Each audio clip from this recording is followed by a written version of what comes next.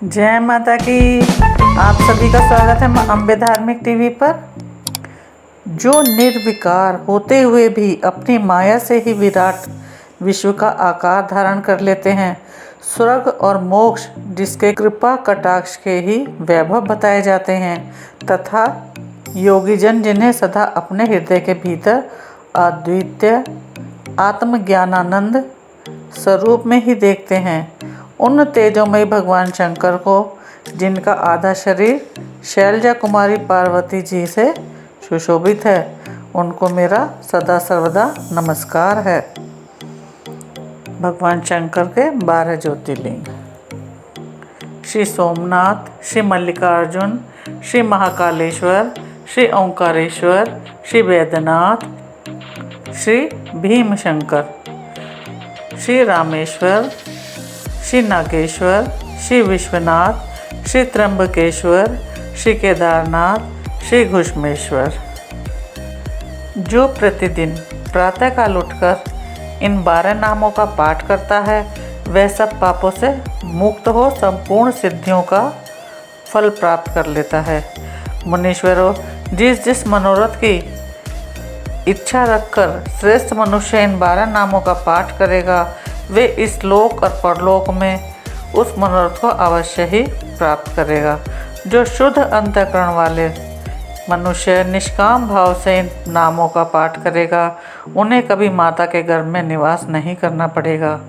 इन सब के पूजन मात्र से ही इस लोक में समस्त वर्णों के लोगों के दुखों का नाश हो जाता है और परलोक में भी उन्हें अवश्य मोक्ष प्राप्त होता है। इन 12 ज्योतिर्लिंगों का ये प्रयत्नपूर्वक नैवेद्य यत्नपूर्वक खाना चाहिए।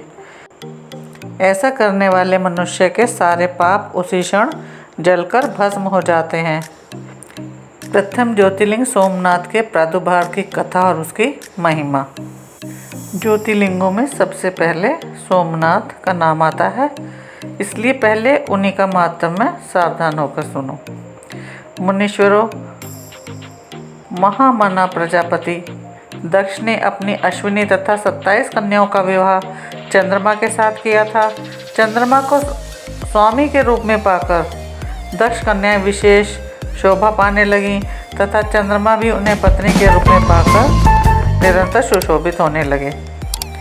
उन सब पत्नियों में भी जो रोहिणी नाम की पत्नी थी, एकमात्र वही चंद्रमा को जितनी प्रिय थी उतनी दूसरी कोई भी पत्नी नहीं थी। इससे दूसरी स्त्रियों को बड़ा ही दुख हुआ। वे सब अपने पिता की शरण में गईं और वहां जाकर उन्होंने इस दुख को बताया, अपने पिता से निवेदन किया। यह सब सुनकर दक्ष भी दुखी हो गए और चंद्रमा के पास जाकर शांतिपूर्वक बोले। दक्ष ने कहा, कलानिधे, तुम निर्मल कुल में उत्पन्न हुए हो। तुम्हारे आश्रम में रहने वाली जितनी भी स्त्रियां हैं, तुम्हारे साथ रहने वाली जितनी भी तुम्हारी पत्नी हैं, उन सबके प्रति तुम्हारे मन में कम या अधिक भाव क्यों है? तुम किसी को अधिक और किसी को कम प्यार क्यों करते हो? अब तक जो किया सो किया, अब आगे फिर कभी ऐसा बर्ताव तुम्हें नहीं करना चाहिए, क्योंकि उसे नरक देने वाले बताया गया है। सूर्य जी कहते हैं, महर्षियों, अपने दामाद चंद्रमा से स्वयं ऐसी प्रार्थना करके प्रजापति दक्ष घर को चले गए। उन्हें पूर्ण निश्चय हो गया था कि अब फिर आगे ऐसा नहीं होगा, पर चंद्रमा के प्रबल भावी से विवश होकर उनकी बात नहीं मानी। वे रोहिणी में ही इतने आसक्त हो गए थे कि उन्हें दूसरी अपनी पत्नियों का कभी भी आदर नहीं करते थे। और इस बात को सुनकर दक्ष दुखी हो फिर स्वयं जाकर चंद्रमा को उत्तम नीति से समझाने लगे तथा उनसे सही बर्ताव के लिए प्रार्थना करने लगे। दक्ष बोले, चंद्रमा सुनो, मैंने पहले अनेक बार तुमसे प्रार्थना कर चुका हूँ, फिर भी तुमसे मेरी यही बात नहीं मानी गई, इसलिए आज शाप देता हूँ कि तुम क्षय रोग से पीड़ित हो जाओ, तुम्हें क्षय रोग हो जाए। इतना कहते ही क्षण भर में ही चंद्रमा क्षय रोग से ग्रस्त हो गए। उन्हें क्षीण होते ही उस समय सब और महान हाहाकार मच गया। सब देवता और ऋषि कहने लगे कि हाय हाय, अब क्या करना चाहिए, चंद्रमा कैसे ठीक होंगे। मुने इस प्रकार दुख में पड़कर वे सब लोग विहल हो गए। चंद्रमा ने इंद्र आदि सब देवताओं तथा ऋषियों को अपनी अवस्था सूचित की।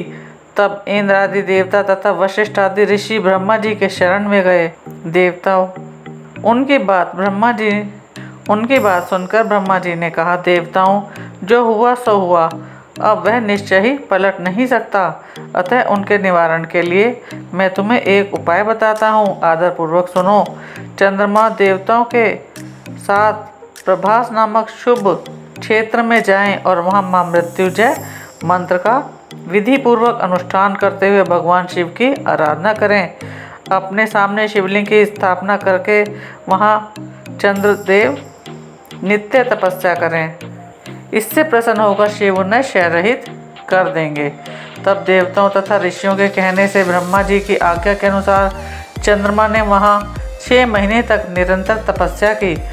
महामृत्युंजय मंत्र से भगवान वृषभध्वज का पूजन किया। 10 करोड़ मंत्र का जाप और महामृत्युंजय ध्यान करते हुए चंद्रमा वहाँ स्थिर चित्त होकर लगातार खड़े रहे। उन्हें तपस्या करते देख भक्त वत्सल भगवान शंकर प्रसन्न हो उनके सामने प्रकट हो गए और अपने भक्त चंद्रमा से बोले। शंकर जी ने कहा, चंद्रदेव, तुम्हारा कल्याण हो, तुम्हारे मन में जो भी अभिष्ट हो वह वर मांगो, मैं प्रसन्न हूँ, तुम्हें संपूर्ण उत्तम वर प्रदान करूँगा। चंद्रमा बोले, देवेश्वर, यदि आप प्रसन्न हो तो मेरे लिए क्या असाध्य हो सकता है। तथापि प्रभु शंकर, आप मेरे शरीर से इस क्षय रोग का निवारण कीजिए, मुझसे जो अपराध बन गया है उसे क्षमा कीजिए। शिव जी ने कहा, चंद्रदेव, एक पक्ष में प्रतिदिन तुम्हारी कला क्षीण हो और दूसरे पक्ष में फिर वह निरंतर बढ़े। चंद्रमा ने भक्ति भाव से भगवान शंकर की स्तुति की। इससे पहले निराकार होते हुए भी वे भगवान शिव साकार हो गए। देवताओं पर प्रसन्न हो उस क्षेत्र के महात्म्य को बढ़ाने तथा चंद्रमा के यश का विस्तार करने के लिए भगवान शंकर उन्हीं के नाम पर वहाँ सोमेश्वर कहलाए और सोमनाथ के नाम से तीनों लोकों में विख्यात हुए। ब्राह्मणों, सोमनाथ का पूजन करने से वे उपासक के क्षय और कोढ़ आदि रोगों का नाश कर देते हैं। हे चंद्रमा, धन्य है जिसके नाम से तीनों लोकों के स्वामी साक्षात भगवान शंकर भूतल को पवित्र करते हुए प्रभास क्षेत्र में विद्यमान रहे। वही संपूर्ण देवताओं ने सोम कुंड की भी स्थापना की है, जिसमें शिव और ब्रह्मा का सदा निवास माना जाता है। चंद्रकुंड इस भूतल पर पाप नाशन तीर्थ के रूप में प्रसिद्ध है। जो मनुष्य उसमें स्नान करता है वह सब पापों से मुक्त हो जाता है। क्षय, कोढ़ आदि जो असाध्य रोग होते हैं वे सब उस कुंड में 6 मास तक स्नान करने से नष्ट हो जाते हैं। मनुष्य जिस फल के उद्देश्य से इस उत्तम तीर्थ का सेवन करता है वह फल को सर्वदा ही प्राप्त कर लेता है, इसमें कोई भी संशय नहीं है। चंद्रमा निरोग होकर अपना पुराना कार्य संभालने लगे। इसी प्रकार सोमनाथ की उत्पत्ति का ये सारा प्रसंग मैंने आपको सुनाया। मुनीश्वरों, इस तरह सोमेश्वर लिंग का प्रादुर्भाव हुआ है। जो मनुष्य सोमनाथ के प्रादुर्भाव की इस कथा को सुनता अथवा दूसरों को सुनाता है वह संपूर्ण अभिष्टों को पाता है और सब पापों से मुक्त हो जाता है। उसकी सभी मनोकामनाएं पूर्ण होती हैं। आशा करती हूँ आपको वीडियो पसंद आई होगी। इस वीडियो को लाइक करें, शेयर करें और जिन्होंने सब्सक्राइब नहीं किया है वे इस चैनल को सब्सक्राइब करें और घंटी का बटन ज़रूर दबाएं, जिससे आने वाली सभी वीडियोस आपके पास सबसे पहले पहुँचे। जय माता की।